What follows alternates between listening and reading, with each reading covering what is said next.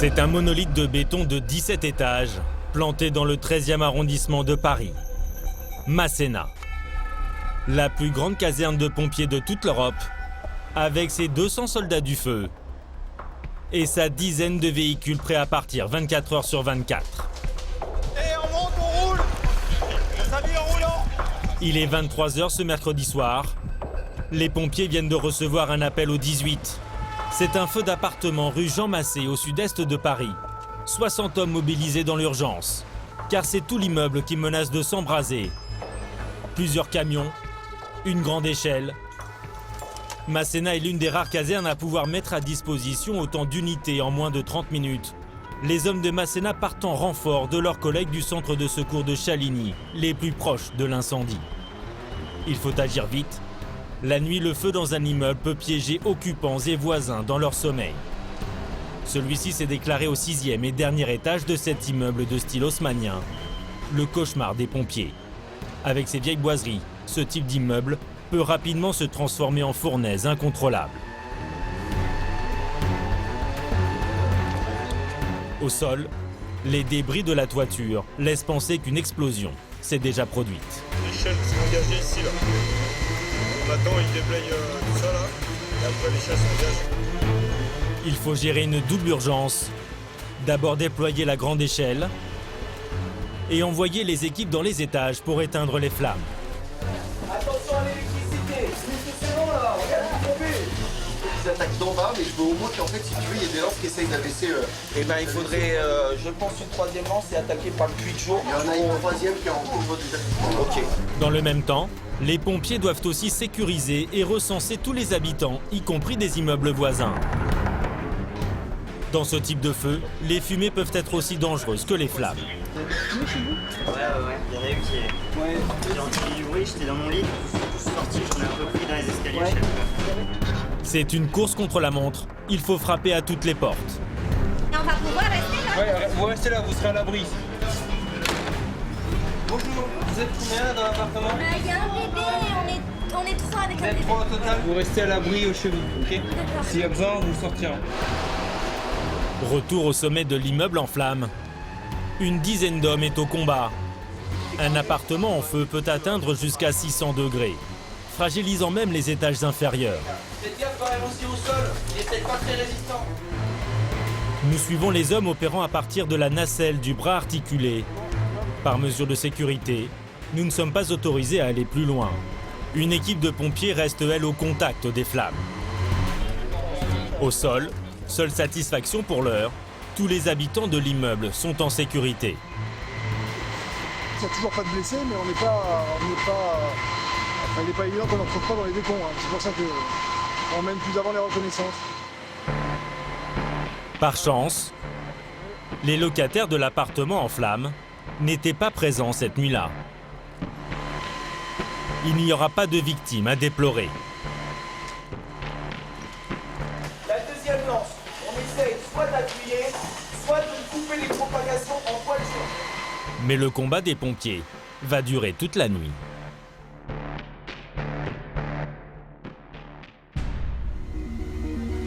Ce n'est qu'aux premières lueurs du jour que le feu est enfin maîtrisé, noyé. Voilà tout ce qu'il reste de l'appartement de 60 mètres carrés.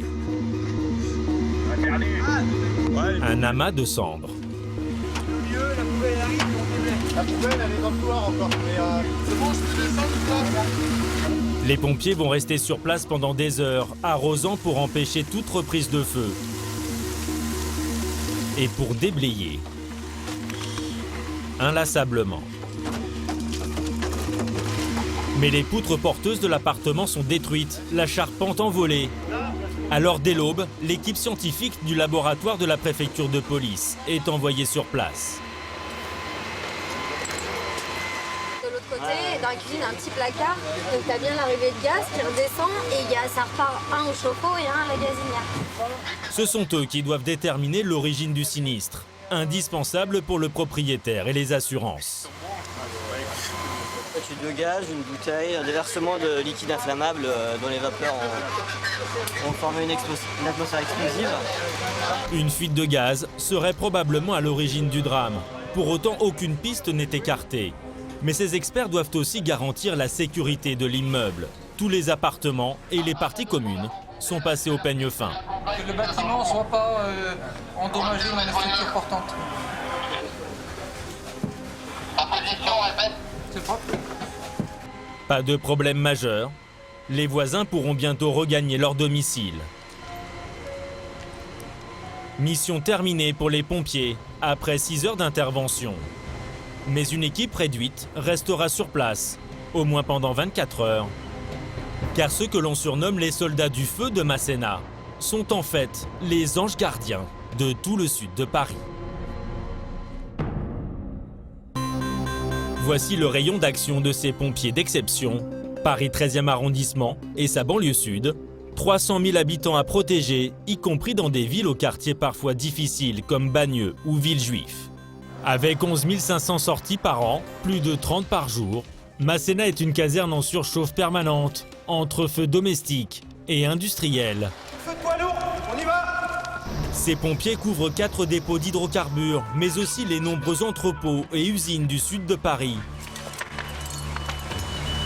Attention, c'est là des bouteilles d'acétyène qui explosent.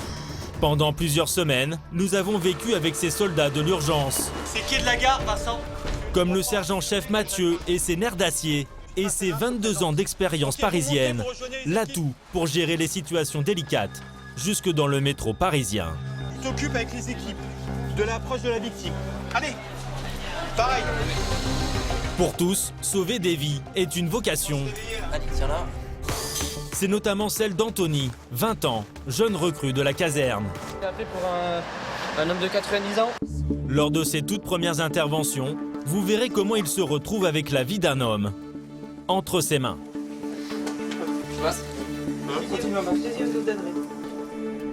Mais dans ce milieu très masculin, nous avons suivi également Aude, médecin militaire. Elle officie souvent jusqu'au bout de la nuit, quand à Paris, des vies basculent. Parce que là, il va s'arrêter. Il me faut des pompiers, là. Immersion dans le quotidien des 200 pompiers d'élite de Masséna, la plus grande caserne d'Europe.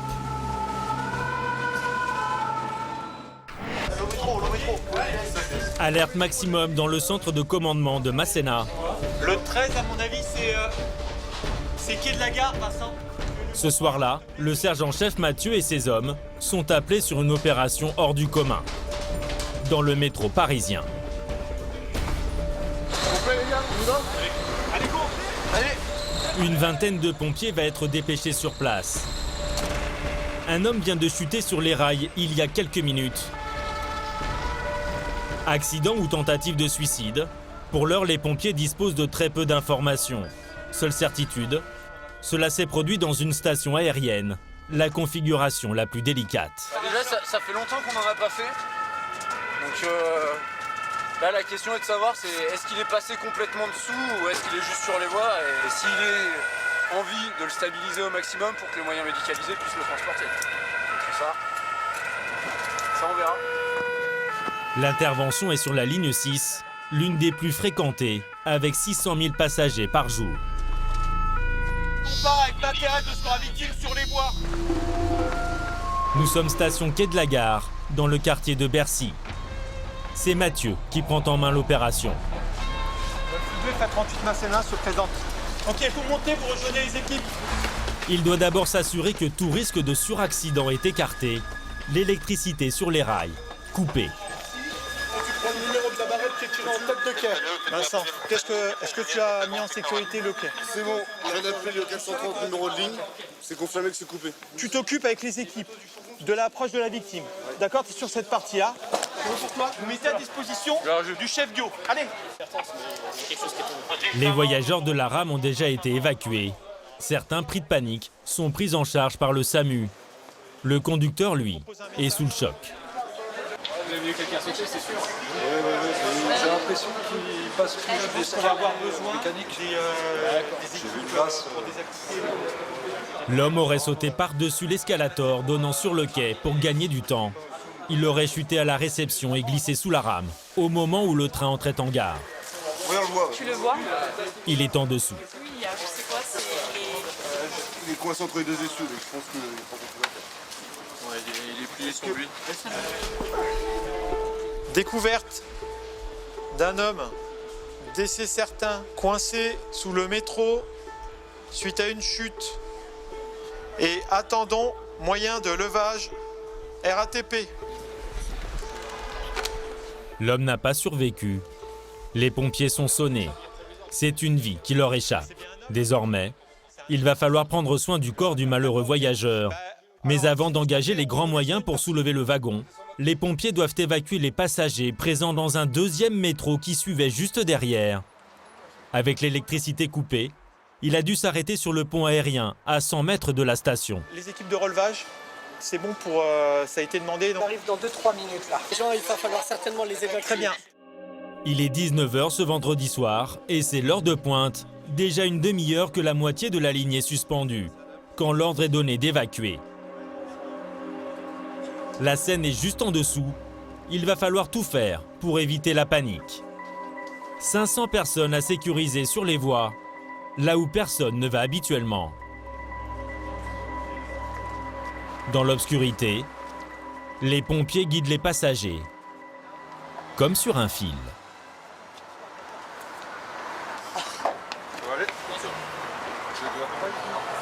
Ramener tout le monde à bon port sur le quai et rassurer les plus petits.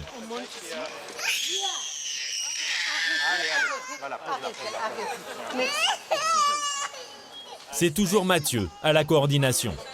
Ok, très bien. Tu restes en fin de queue, comme ça c'est toi qui fais comme la voiture balai. Terminé. Un à un, les wagons se vident. À la voiture balai, c'est Nicolas, l'un des pompiers les plus expérimentés, qui est en poste. Bien sûr, ils sont bloqués depuis facile au moins une demi-heure, 3/4 d'heure. Dans le métro au-dessus de la Seine, ils ne savent pas ce qui se passe. Ils ont entendu qu'il y avait un accident voyageur sans savoir davantage. Prendre peut-être un petit peu plus de temps avec chaque personne pour qu'ils puissent tranquillement avancer sur les rails et pas se blesser davantage. À l'autre bout, en station, une vingtaine de pompiers est arrivée en renfort. Impossible de dégager le corps du malheureux voyageur sans soulever le wagon. Mais avec l'électricité coupée, le levage va se faire à la force des bras. Avec les moyens du bord, de multiples cales et un bon vieux cric. Mathieu est toujours à la manœuvre. Il est accessible ou pas? Et si on arrive à le tirer? Il faut le tirer? Il ne s'agit plus de sauver une vie, mais c'est avec la même énergie et la même exigence que les hommes de Mathieu vont récupérer le corps de cet homme. C'est le jeune Guillaume, 25 ans, qui est désigné. Le casque déjà sur la tête. Si tu veux, on peut faire avec des cendres, pas de problème. Si tu le sens pas, tu me dis. Ça va le faire? C'est pas ton premier? Ok, très bien. Tu me dis s'il y a quoi que ce soit qui va pas. C'est le plus petit de l'équipe, le plus à même de se faufiler pour cette mission délicate. La plus ingrate aussi. Guillaume, masque et si besoin lunettes, comme tu le sens. Masque sûr. Dans le jargon des pompiers, le jeune Guillaume joue la fonction de l'écureuil, seul et agile. Là-bas, tu vois, il y a un calage. Allez Guillaume, passe ta main droite là, passe ta main droite au-dessus des câbles, voilà, super. Bah, attends, défile du plomb là, tu vas gagner de l'épaisseur, retire-le de 5 cm, voilà, super. Allez, go.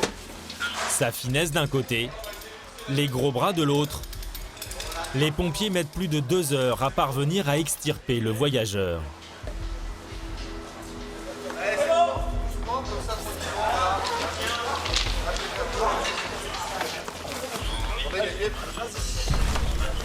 C'est un moment délicat. Après, il y a tout ce qui va faire la suite, c'est l'enquête faite par la police. Donc, notre rôle il s'arrête au dégagement de la victime et après il y a toute une enquête, peut-être retrouver sa famille. Il y a forcément quelque chose qui va se passer par derrière. Est-ce que... Cet homme avait 30 ans, mort pour une chute accidentelle.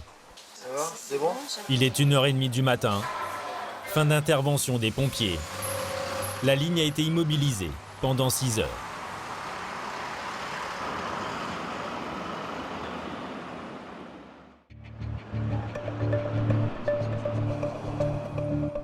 Quelques jours plus tard, Nous retrouvons Nicolas, qui avait géré l'évacuation des passagers du métro.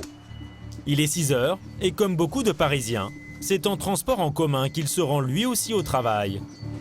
Mais pour un pompier, pas question de parler de routine pour autant. Quand vous allez au travail, vous avez l'impression d'aller au bureau?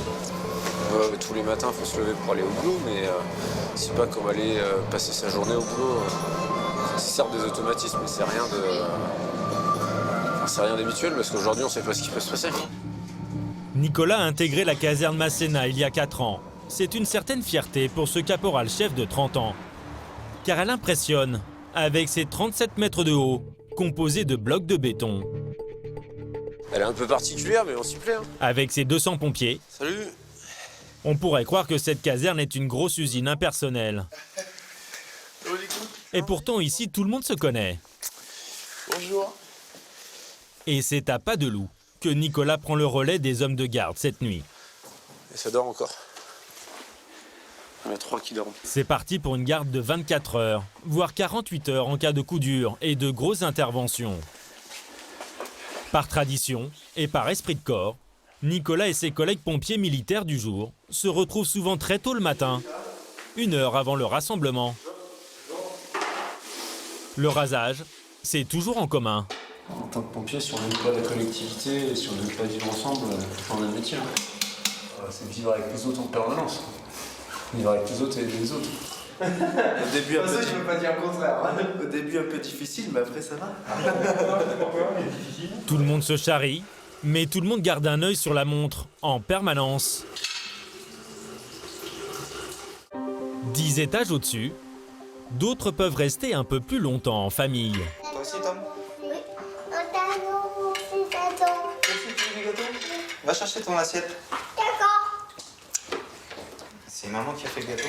Comme Loïc, ce papa gâteau habite au sein même de la caserne. Officiers et sous-officiers ont l'obligation de loger sur place. Lui, sergent-chef, vit avec sa femme et ses 3 garçons.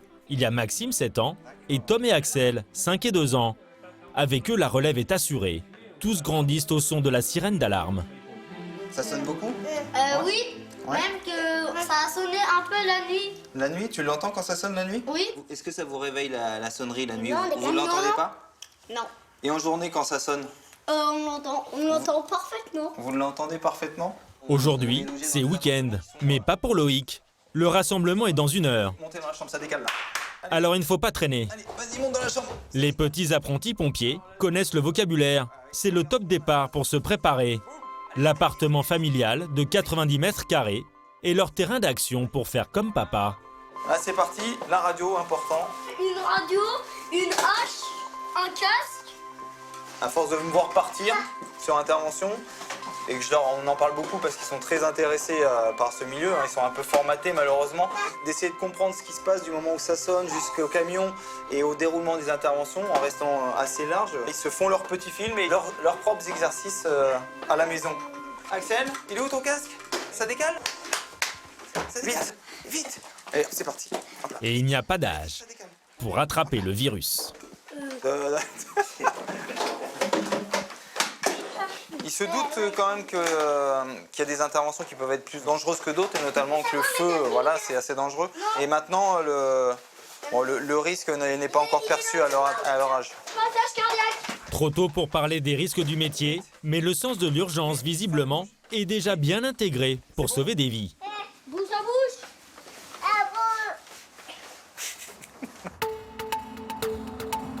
Mais à 7h45 précise, tous les équipiers du jour, internes ou externes de la caserne Masséna, se retrouvent au rapport. 29 hommes de garde ce matin-là, comme Nicolas. Et t'es pire que Zlatan, Réunis sous le commandement du sergent-chef, Loïc. Rien de particulier ce matin, 2 petits rappels. Tout d'abord pour les sans domicile fixe, prêtez une attention particulière. En cas de contact laissé sur place, pensez à faire un 115, à prévoir le 115 pour les maraudes.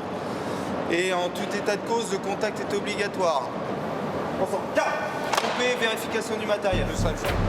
Si le sergent-chef Loïc insiste sur les secours au SDF et les secours pour toute personne en général, c'est qu'il représente 80% des interventions. Et à peine équipé, Ce jour-là, Nicolas et Loïc partent en opération. Un appel vient de parvenir au 18. C'est une jeune femme inquiète pour sa maman. Elle ne répond plus au téléphone. Secours active et couverture de porte, faites un peu de place. C'est Loïc qui dirige l'intervention. Secours active et couverture de porte. L'inquiétude est d'autant plus forte que cette dame est âgée et vit seule. Une situation bien connue des pompiers des grandes villes. Mais aujourd'hui, rien ne va être simple pour secourir cette personne. Comme il le redoutait, Loïc et son équipe se retrouvent devant une porte close. C'est les pompiers. Pas de réponse, mais plutôt que d'enfoncer la porte, Loïc prend l'option aide des voisins. Vous avez une fenêtre qui donne à côté ou... Yes, absolument, vous voulez tester? Il souhaite passer par la fenêtre et pas une minute à perdre. Ici, on va le doubler avec, regarde. On va prendre l'échelle accrochée. On va descendre là. On va aller à côté, échelle accrochée, on va remonter là. Ouais, ok. Hein? C'est Nicolas qui va intervenir en alpiniste. Tu me prépares l'échelle accrochée, s'il te plaît? Ouais, merci. À 10 mètres de haut, l'opération est délicate. Pour les pompiers, il faut faire vite, mais ne jamais se mettre en danger pour autant. Bien harnaché, accroché à une ligne de vie maintenue par son coéquipier, Nicolas va tout simplement prendre appui sur le balcon du dessous pour y poser son échelle. Sur l'échelle. Il n'a plus qu'à la faire glisser jusqu'à la fenêtre de l'appartement où se trouve la victime. Peut-être inconsciente. Elle ne s'est toujours pas manifestée depuis l'appel de sa fille au 18. Nicolas ne peut pas attendre plus longtemps.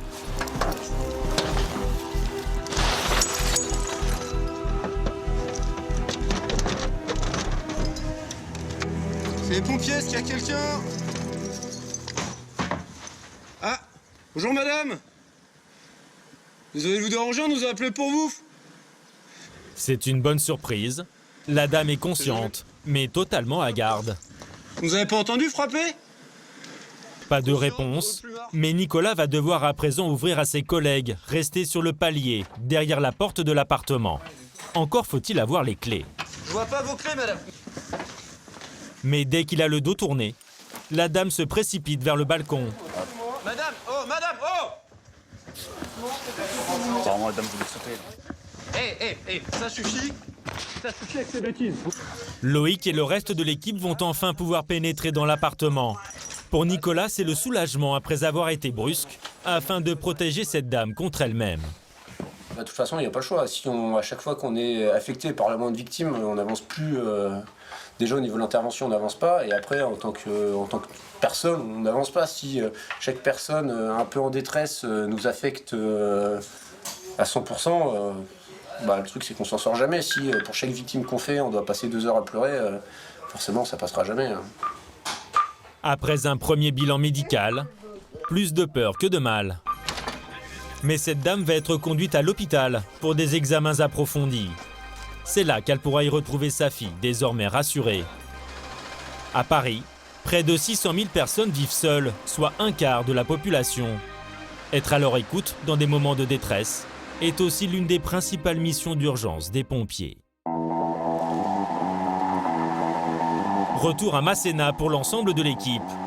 Au programme séquence d'écrassage, à la piscine, un bassin de 25 mètres. Masséna est l'une des rares casernes à posséder ce type d'infrastructure.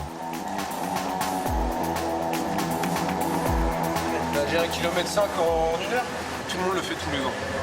Pour cette séance de sport quotidienne, la piscine est le choix de Nicolas et de Loïc aujourd'hui. Mais 2 étages au-dessus, les autres éléments de garde ce jour-là peuvent aussi opter pour le gymnase. Virtuosité, musculation, gainage, obligation de se surpasser. Encore, forcez pas tout de suite, gardez de l'énergie. Là on force, à fond. Ouais, c'était ça. Parmi eux, il y a Anthony, 20 ans, encore un peu spectateur. Pas facile de se faire sa place au milieu de ces grands gaillards. Lui vient d'arriver. Et ça se voit. Non, tu vois, tu viens chercher derrière. Viens chercher devant. Il va falloir beaucoup d'entraînement à Anthony pour être au top, comme ses aînés. La gym va être remis dans les sports et avec des notations chaque année. Avant, ça avait disparu et là, la tendance est à la gymnastique. Du coup, quelques petits entraînements, ça fait pas de mal. Mais quand il s'agit d'intervenir, il n'est plus question d'entraînement. Anthony est l'une des 1200 nouvelles recrues des sapeurs-pompiers de Paris cette année. Il a intégré Masséna en janvier. Là, on a été appelé pour un homme de 90 ans. Il y a déjà un VSAV sur l'intervention. Il sera en arrêt cardio-respiratoire. Donc là. Pour lui, son objectif, comme tout pompier, c'est d'être appelé pour sauver des vies. Aujourd'hui, il est affecté au véhicule de secours à personne, sous les ordres du caporal-chef, Maxime.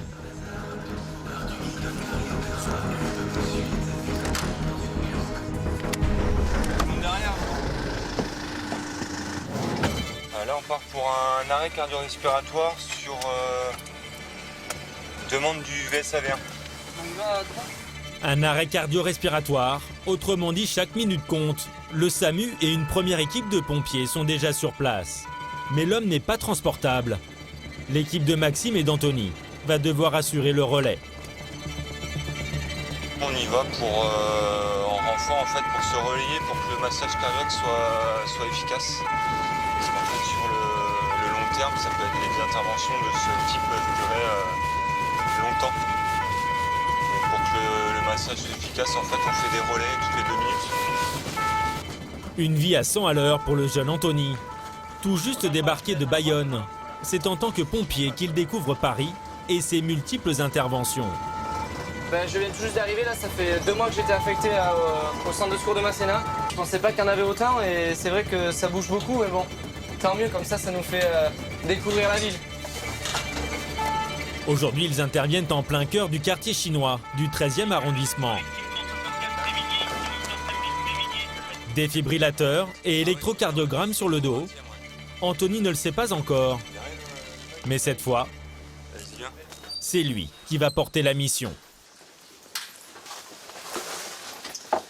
Dès que vous arrivez, vous prenez le relais au massage.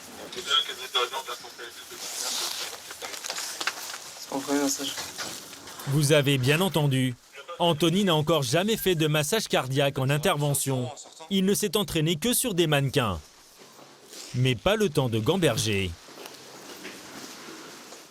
L'homme est étendu dans le salon. La première équipe de pompiers est en cours de massage cardiaque.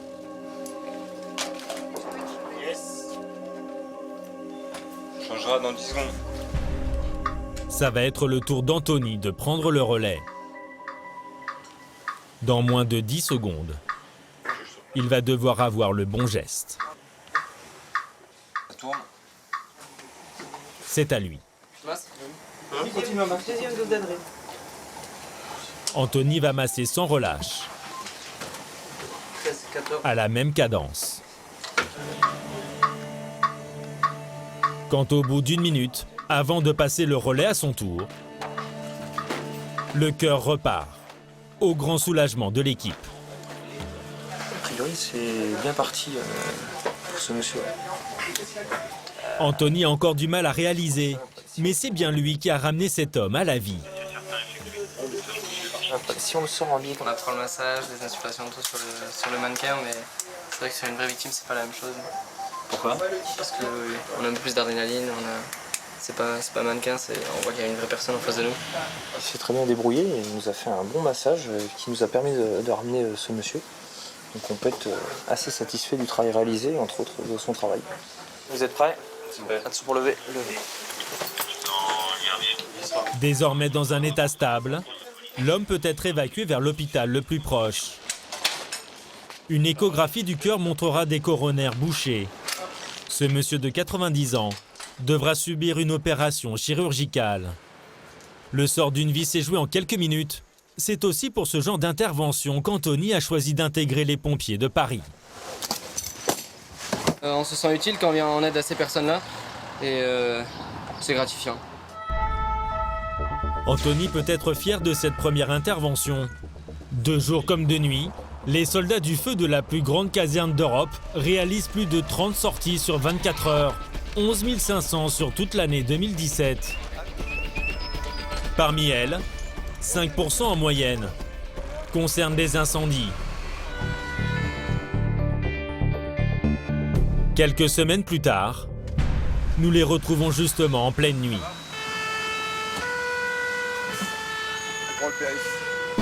Direction Bagneux, à près de 10 km de la caserne Masséna. Mais une règle intangible, être sur les lieux en moins de 8 minutes. Ça serait un feu entrepôt. Les feux industriels sont ceux qui demandent souvent le plus de moyens engagés. Les pompiers de Masséna ont été demandés en renfort ce soir. Et ils comprennent pourquoi, en arrivant sur place.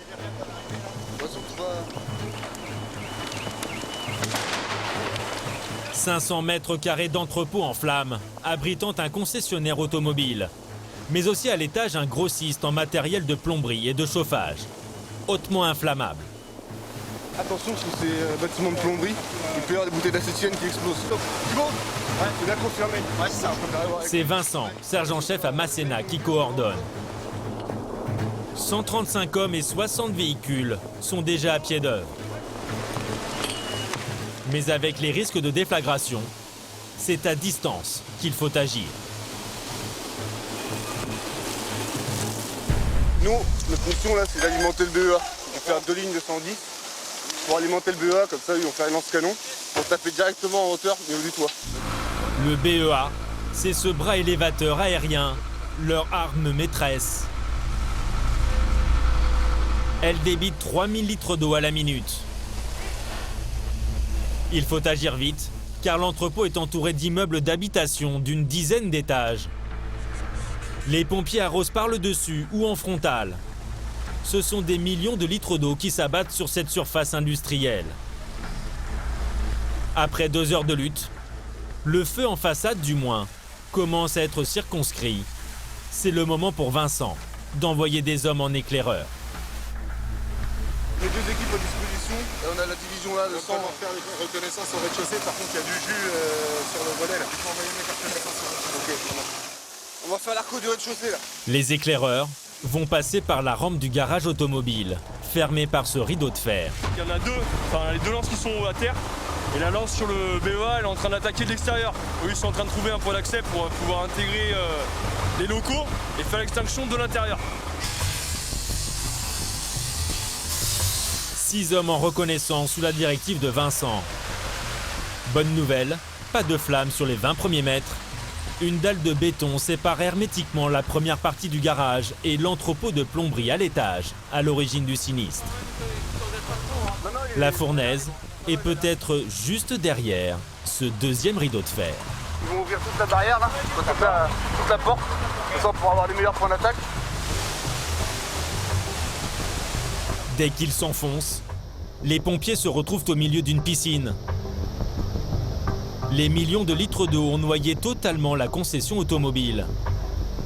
Une dizaine de véhicules est hors d'usage. Mais les pompiers ont enfin trouvé leur point d'attaque.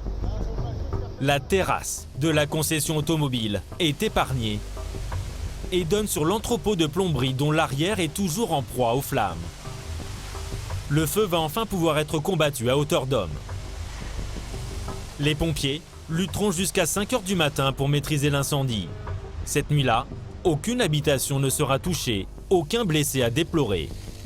Les dégâts matériels seront en revanche considérables.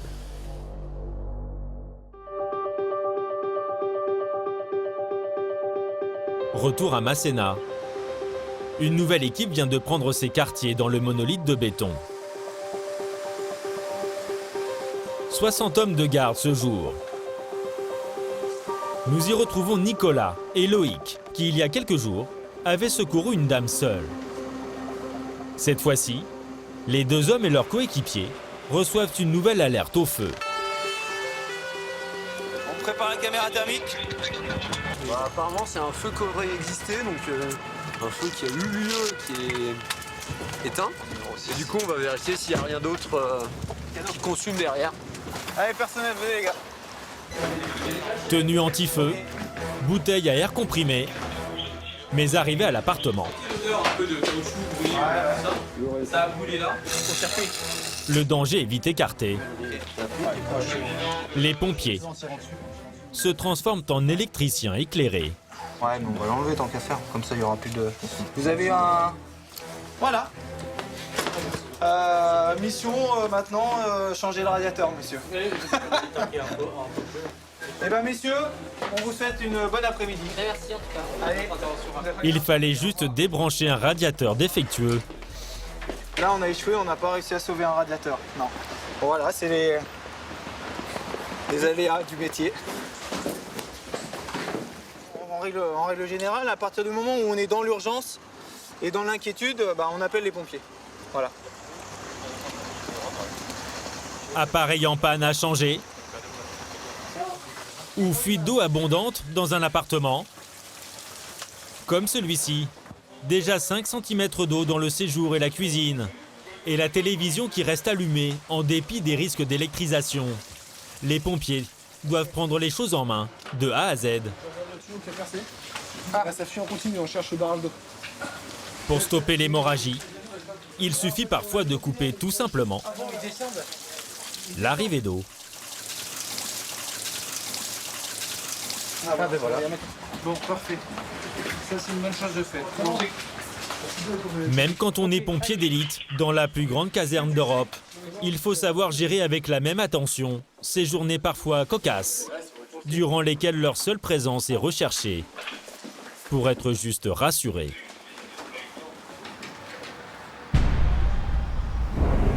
Mais quand le soleil se couche sur le sud de la capitale, les hommes de la caserne Masséna sont en première ligne face à la violence d'une grande ville, jusque dans l'intimité des familles.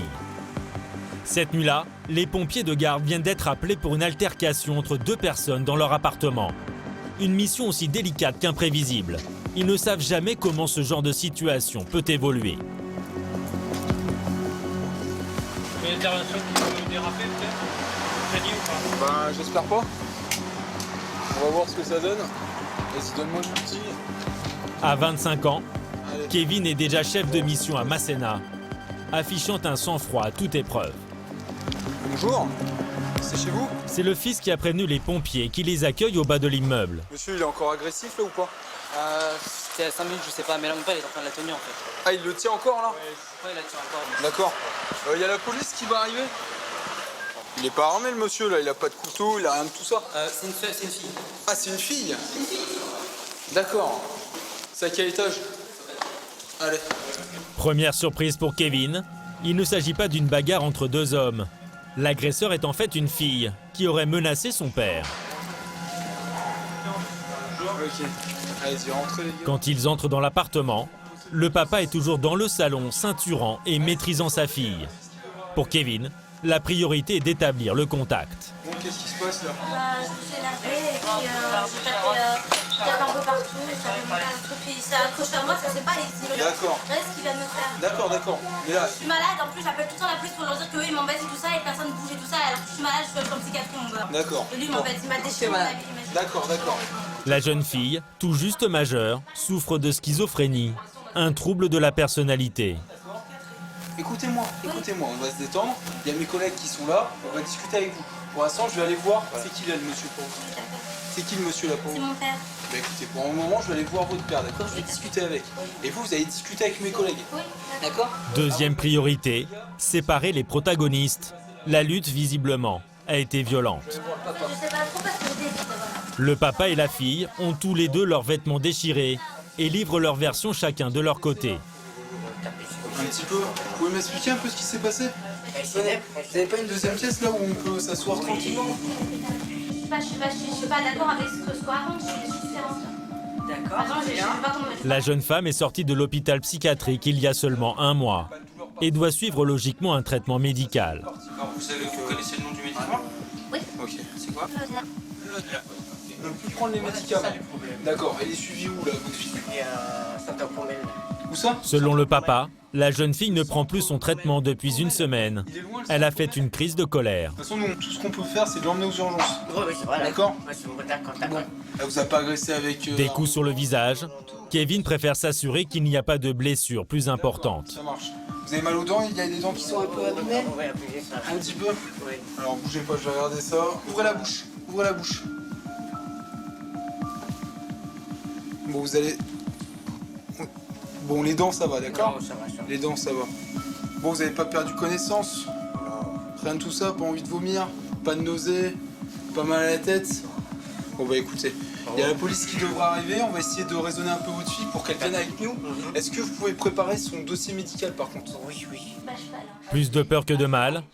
Dans le salon aussi, la jeune fille a retrouvé son calme. Quand les policiers arrivent enfin. Bon, bah elle est canalisée. Tout va bien, on est en train de l'habiller. On va pouvoir la descendre et l'emmener à l'hôpital. Voilà. Franchement, si vous pouviez juste rester pour le moment en retrait. Bon, en fait, c'est la jeune fille qui prend plus ses médicaments depuis une semaine. Elle est suivie en psychiatrie, elle est sortie il y a un mois, elle prend plus ses médicaments et ce soir elle a disjoncté, elle a frappé son père. Il ne veut pas porter plainte à première vue, c'est sa fille. Voilà. Avec de l'écoute et de la prévenance, Kevin a désamorcé une situation explosive. Si vous avez une petite veste, parce qu'il fait froid. Et puis il y a ça là. Ah bah c'est très bien. Allez, on y va. Allez-y, je vous suis. Il réussit à faire accepter à la jeune femme d'être conduite aux urgences. Sans crise et sans heurts. Bonne soirée. Bon courage pour la suite. Merci. Mais avant de transporter cette jeune schizophrène, Kevin doit encore rendre compte au médecin pompier de permanence à Masséna. Du coup, voilà sur le siège, j'appelle le médecin, tu surveilles bien, tu la ceinture et puis voilà, c'est bon. La partie circuit, elle est un petit peu tendue quand même. Voilà, exactement, un petit peu tachycarde, donc un pouls qui était quand même régulier, bien frappé, symétrique à 161. Ouais, maintenant ça commence à se calmer quoi. Mais quand on est arrivé, elle était à 161 avec une tension à 171,96, bras droit. Monsieur, installez-vous. Très bien, ça marche. Kevin, chef d'équipe, et le médecin urgentiste au bout du fil ont l'habitude de coopérer à distance. Ils ne le savent pas encore, mais ils vont bientôt se retrouver sur le terrain au cours de cette nuit, l'une des plus tragiques qu'ils aient eu à gérer.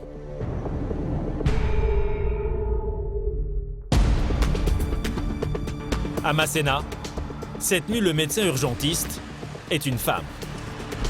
À 28 ans, Aude s'est fait une place dans ce milieu très masculin des pompiers de Paris, au service médical, un service un peu à part à la caserne, avec ses points réguliers sur les différentes interventions. Il est parfaitement stable sur le plan hémodynamique, il a 13,6 de tension, 60 de fréquence cardiaque, qui reste stable tout le long de la prise en charge. Pas d'antécédents, pas de traitement, il est renversé par un bus qui allait à peu près 10 km/h. Elle a intégré Masséna il y a seulement quelques mois. Fille de militaire et sportive accomplie, elle pratique le parachutisme depuis 4 ans, en loisir et en compétition. Alors pour elle, la médecine est comme une course d'obstacles à franchir, pour gagner toujours dans l'urgence. Ça correspond tout à fait à la voie que j'ai choisie dans ma vie. C'est le côté, en fait, une action égale un résultat, voilà, c'est assez rapidement, quoi. C'est justement, on sent que là, il faut qu'on agisse, il faut qu'on agisse vite, et du coup, il faut prendre des décisions très rapidement, et pour avoir un résultat tout de suite, quoi. C'est ça le côté un peu excitant du métier, quoi. C'est le côté avant-après qui est assez immédiat, et on voit tout de suite le résultat de nos actions, quoi. Du coup, Aude n'a pas le temps de terminer sa phrase. La sirène d'alerte vient de retentir. Alors, on va dans le 13e arrondissement, devant une boîte de nuit pour une personne qui a été retrouvée inconsciente, probablement intoxiquée avec de l'alcool et possiblement du GHB.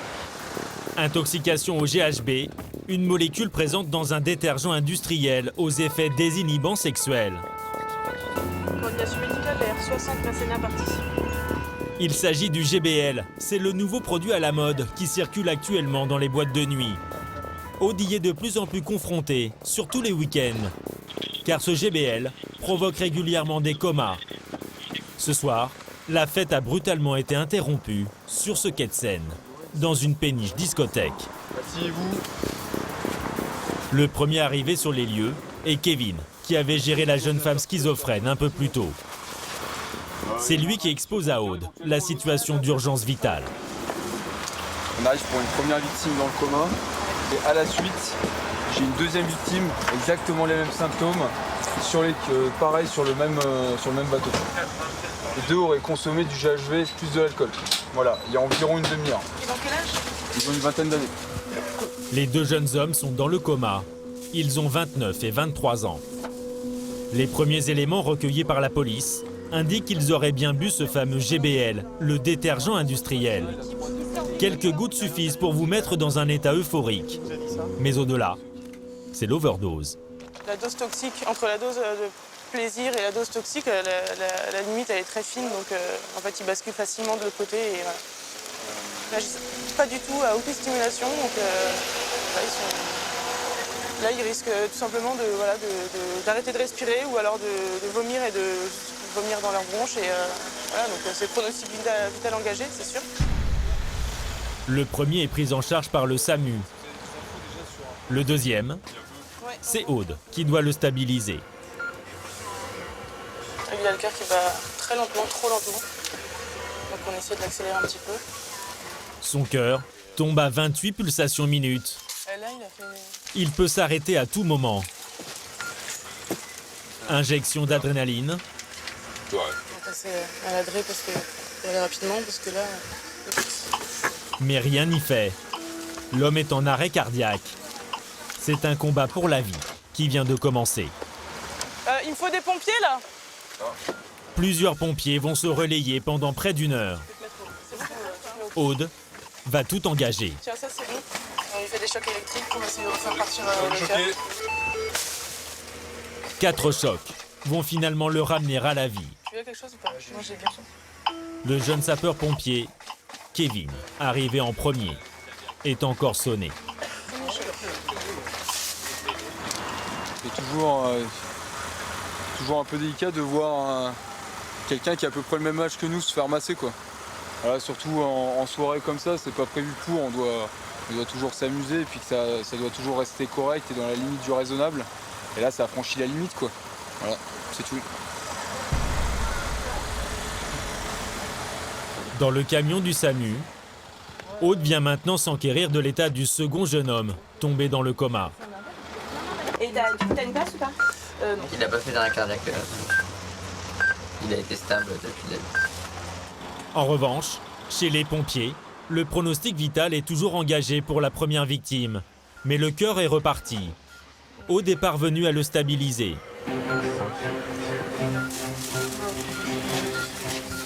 Son cœur, il se contracte bien. A priori, il n'y a pas de liquide autour du cœur qui pourrait le gêner pour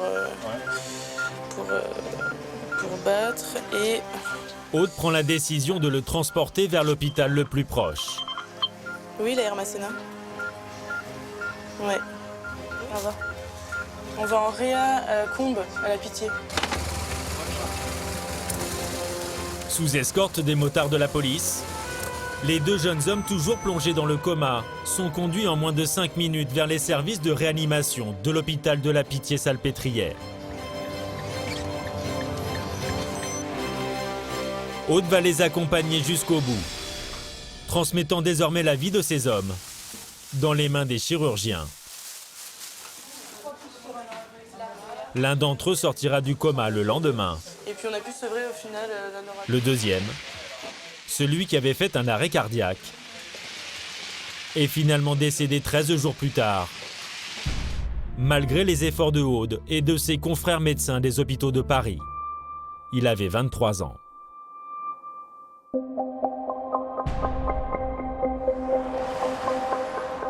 À Masséna, la jeune médecin urgentiste fut la première informée ce jour-là.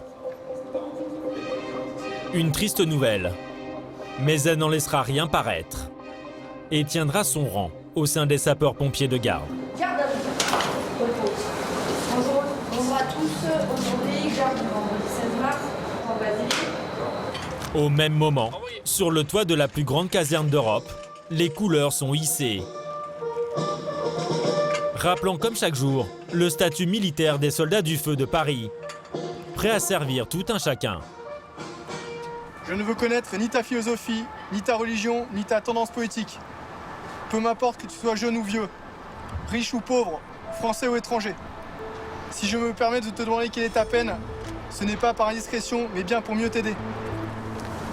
Ce jour-là, ironie du sort, le caporal Kevin fut récompensé pour sa dextérité lors d'une opération dans un restaurant en flammes, il y a quelques mois. Engagé en toiture, à exploiter et manœuvrer son agrès avec une grande précision afin de permettre la réalisation de découpes par les équipes du camion de désincarcération. Dynamique et force de judicieuses propositions, son action a sans conteste permis de lutter efficacement contre les propagations. Repos. Un petit diplôme avant de repartir en opération dès l'heure qui suit. Avec les Anges Gardiens du sud de Paris et ses 300 000 habitants à protéger, c'est une nouvelle journée qui commence.